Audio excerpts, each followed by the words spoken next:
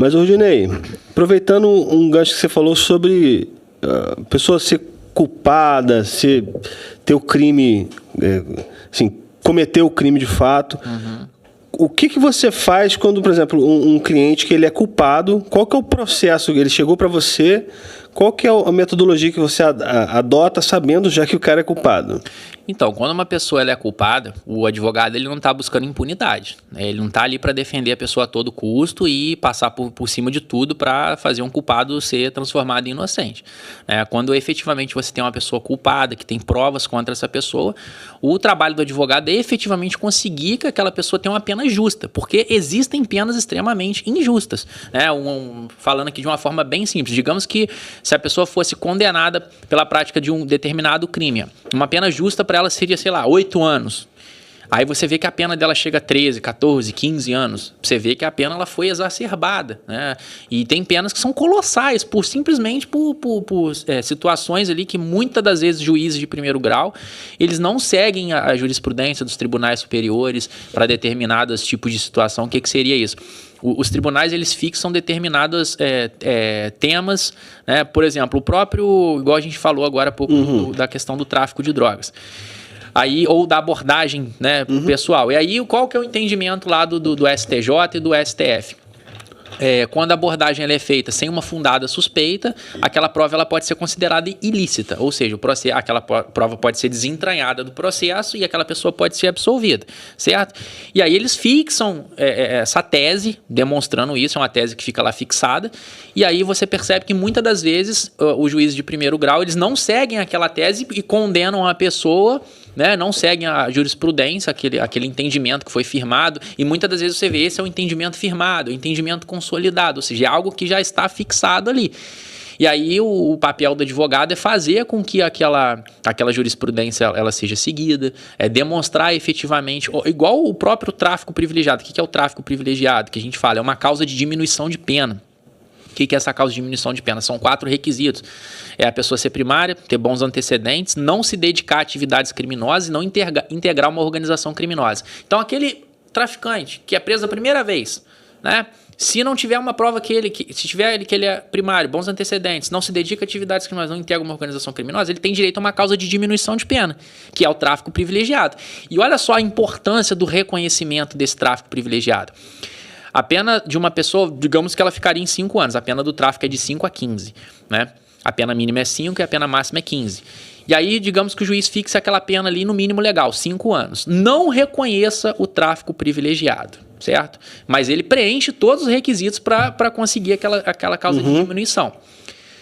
E aí, obviamente, o advogado vai trabalhar a confissão dentro da audiência, se for o caso, tiver realmente demonstrado confissão, ali, a confissão, se ele realmente tiver demonstrado ali que ele praticou o crime, a própria confissão é uma causa de diminuição de pena, gera uma causa de diminuição de pena. Então, aí nessa questão que eu estava falando para vocês, aí a gente tem aquela pena de 5 anos que foi aplicada. Reconhece o tráfico privilegiado, a pena pode ser diminuída em até 2/3, ou seja, aquela pena pode baixar de 5 para 1 ano e 8 meses. Caramba. Qual é a importância disso? Quando a pena ela fica abaixo de 4 anos, pode ser aplicado o regime aberto. Ou seja, aquela pessoa efetivamente não vai para um presídio, ficar presa e cumprir uma pena em regime fechado, digamos assim, dentro de um presídio. E aí, essa pena ficando abaixo de 4 anos, no caso da aplicação dessa diminuição de pena, e aplicado o regime aberto, o juiz ele pode substituir a pena privativa de liberdade, que é a prisão, pela pena restritiva de direitos, que poderia ser a prestação de serviço à comunidade. Ou seja, aquela pessoa que é primária, a gente sempre tem aquela brincadeira, né? Não vou perder meu réu primário. O seu réu primário é muito importante, não perca ele à toa, né? Para muitas situações que você vai passar na vida. Então, é muito importante o trabalho do advogado nesse sentido, demonstrar que a pessoa ela preenche os requisitos de determinada causa de diminuição. Aí a gente passa para diversas situações, não só relacionadas a esse tipo de delito, mas existem causas de diminuição em diversos tipos de situação. Então é importante o advogado ele zelar para o cumprimento fiel da lei, fazer com que a lei efetivamente seja cumprida. E às vezes você percebe que para você fazer uma lei ser cumprida, um direito de uma pessoa ser cumprido, você tem que chegar lá no Superior Tribunal de Justiça, lá no STF, né? E a gente mora aqui, por exemplo... Como é que é isso? Você vai passando de instâncias? Eu tive uma condenação na primeira instância. Sim. Aí você tem que recorrer para outra? Sim, é uma escadinha, é uma escada obrigatória, né? Vamos supor, a gente está na primeira... O STF tem aonde? Aqui na região? Não, o STF é em Brasília. Tem que ir lá. Mas antes tem a segunda instância que é do Estado. Vamos dizer que são 4 instâncias. A primeira instância, né, vamos trazer para um termo prático aqui, valência é a primeira instância. Você cometeu um crime, foi condenado, primeira instância, valência. Quero recorrer desse negócio. Você quer recorrer dessa decisão, você vai para a segunda instância, que é o Tribunal de Justiça do Estado do Rio de Janeiro. Então lá, quem vai julgar o processo, aquele recurso, são 3 desembargadores, né? Ou seja, é uma turma recursal. Aí você vai lá e vai apelar, a gente chama de apelação. Teve aquele resultado daquela apelação, mantida a condenação, você vai poder subir com recurso especial e recurso extraordinário, que é para Brasília, que é o STJ e o STF. Então é uma escada obrigatória. Você não pode sair da primeira instância, por exemplo, e ir lá direto para o STF. Não. Então, o que isso implica na questão prática? Muitas pessoas são carentes, não têm condições de pagar um advogado para chegar até o Supremo Tribunal Federal. Né? Onde as defesas são muito mais caras, são muito mais complexas. Então a população mais carente, a população mais pobre, chega no máximo na segunda instância. E às vezes ela tem um direito que pode ser reconhecido, né? Ela pode ter uma causa de diminuição de pena, pode ser até absolvido, tem uma ilegalidade dentro do processo, não foi cumprido algum dispositivo da Constituição, ou foi violado algum dispositivo do Código de Processo Penal, que você poderia ir contra isso, e simplesmente a pessoa não consegue ter o auxílio de um advogado para chegar lá, porque ela não vai conseguir pagar efetivamente um advogado para chegar até lá. Então, muitas injustiças também ocorrem por conta disso. A desigualdade social ainda acaba agravando a situação. Né? É gritante, com certeza. Agora, um negócio que você falou que ficou na minha cabeça, que foi a confissão.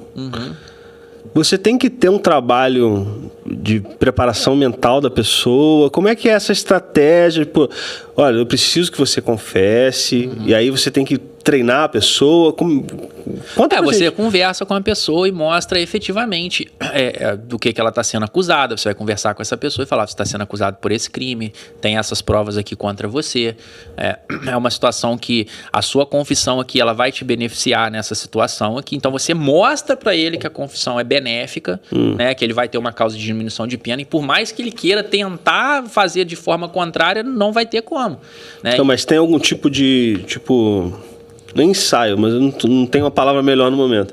Mas existe uma preparação entre você e... Existe sim uma conversa previamente, né? A gente chama de interrogatório. A pessoa ela vai ser interrogada, porque assim... Não tem como você preparar uma pessoa efetivamente, de forma 100% efetiva antes de uma audiência. Porque a audiência acontece muita coisa. A audiência ela é aberta à audiência, aí vão ser ouvidas as testemunhas de acusação, depois vão ser ouvidas as testemunhas de defesa. Então, a pessoa ela vai estar ali acompanhando a audiência, né? O réu ele vai estar ali acompanhando a audiência. Então, ele está ouvindo o que as testemunhas estão falando, o que está sendo falado, o que está sendo imputado a ele. Então, você mais tem uma reorganização de ideias com aquela pessoa, né? Olha só, aquela testemunha falou que você fez isso dessa forma. Como é que foi? Foi exatamente dessa forma, porque se ficar dessa forma que ela falou para você, isso aqui vai te gerar uma causa de aumento de pena que pode te prejudicar. Então você precisa tomar cuidado com isso, esclarecer esse fato, demonstrar que não foi feito dessa forma. Então é uma conversa que você... Mas aquele ensaio que a gente costuma ver em filme, por exemplo, então meio que não existe. Cara... Que você vê o cara entregando, você tem que falar isso, você tem que seguir esse roteiro. Não, assim, não seria assim dessa forma... como é que eu posso dizer? Cinematográfica. Não, é uma conversa que você tem, obviamente, ali com a pessoa e explica para ela tudo que tem dentro do processo de prova e demonstra para ela o que é importante ela falar.